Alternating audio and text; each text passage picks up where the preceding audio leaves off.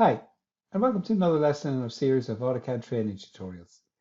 In this lesson, we're going to take a look at object snap tracking and how it can help you speed up the drawing process. Now let's get into it.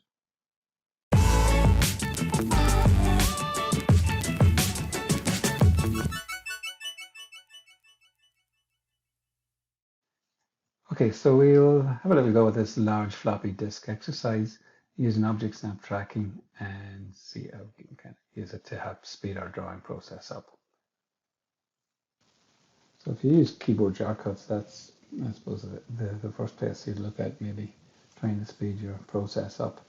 Using direct distance entry as well, so you see I've got ortho turned on down here. I'm in ortho mode, so just working my way around this. So 135 by 135, and then we can then 30, and across this way 4, then back then this way 6.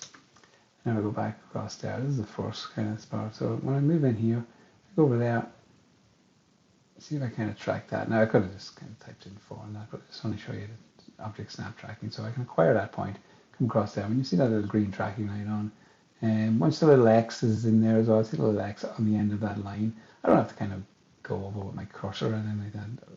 Once the X is there in a green line there, I can left click away and away I go back down here. This is the first sort of time saving bit you'll do, because if you look at the drawing 36 and then 135, to save you calculating out and maybe making a mistake, a simple mistake in that. You'd be surprised the number of times I make simple mistakes trying to subtract simple numbers, but there we go. So that's 99. So if I acquire that endpoint, see that green tracking line, and again, see my cursor doesn't really have to be, as long as I get that little X in the corner, left click, and then I can go see and close that profile. So that's one kind of little area that you might speed up. If I do the little circles then maybe next, so select the circle, I can type in C.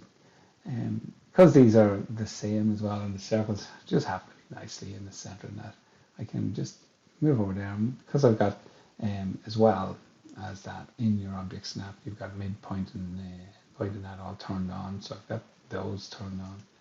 So I move up and acquire the midpoint of that, and then come over here and acquire the midpoint of that. Then move back over, so where the two of them cross. And again, don't have to be overly accurate as long as the two green lines are on. Left click on that, and there, and I can enter in my radius of 20, and then I've obviously got then the center of that, which I can do my 14 radius from my circle on that. There's another little circle then, and I'm going to use the object snap track for that again. So select that, and if I do temporary tracking point, so temporary tracking point, acquire that, and move across there, and that's 25 in that direction. It places a temporary secondary tracking point, you see that there. So when I come down here then, so it gives me that first distance of 25, and then I come down here and 7.5, and that gives me that little, and that's 3 radius as well. So it gives me that 25 by 7 down. You can do the same for the rectangle as well. Might as well go ahead and do that. So click on rectangle, and just to do it again, temporary tracking point. So acquire that point, point it in that direction. So difficult enough to see kind of hidden behind that line, but trust me, it's there. A little green tracking line's on, and that one's across 5. When you hit enter, you'll see the second line come on. Important you don't go back over it like that, or it kind of disappears. And then if you try and kind of redo it again, and I hit 5, look, oh, the rectangle's kind of starting from there. So it's important you kind of keep away from that temporary tracking point. And once you get it sort of in position, so I'll go over and do that again. So it's temporary tracking point.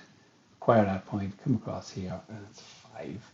So with the green tracking line on, there it is. Keep well clear of that. Just come down, straight down, and it's down 5 as well. That's the first point of that, and we can just enter in our dimensions then. So it's 50 in that direction. Hit the tabs key, and was it 32 in that, and that's that done on that. So the last one then, and this is just a little slot. So again, zoom in, give yourself a little bit of space to kind of do these things. A few ways you can do that. People steer clear of the arc. I don't know why they kind of steer clear of the arc command, but they do. They kind of some people draw a couple of circles for this slot and then trim it off. Honestly, it's 6 1/2 dozen the other, I suppose, in that. But if I just use the arc, so So I say a center start end. So center start end. And again, it's in the middle of that, so nice and handy to move up. So it's 9 up there. So that's the center point.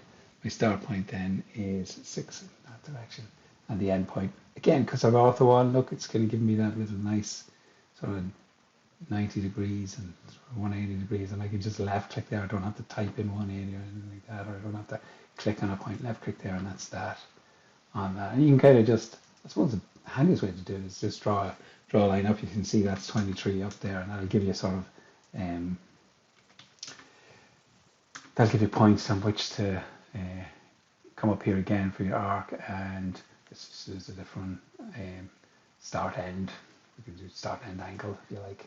So again, remember we're going in an anti-clockwise direction with the angle. So start point there, end point there, and the angle then. Look, ortho turned on, left click, gives you a nice like 180 angle on that, and that's that little floppy disk completed there at that. Just go a little step further then, and I know it wasn't in the drawing in that, if you wanted to actually do, say, an end view of something like this. So if I just kind of say, take a line across there, and then we'd start, say, 50 away from that, and it's going to guesstimate maybe 3 mil thick, something like that. Then you can kind of come down and you see where you can generate a sort of nice little end view. And again, you don't have to kind of even remember that you had 3 mil and C for close. And then if you wanted to kind of draw the little lines, then you come across there. Because I've got that little intersection one there, I can acquire that and just draw my little, so you can see it kind of helps you, assist you in doing sort of orthographic views on that. And again, you can kind of do slots through that, whatever that is through all, you kind of do your slots and stuff like through like that. So kind of helps you with little end views as well, that little object snap tracking as well. Again, as I said, this wasn't asked to draw on, but there you go.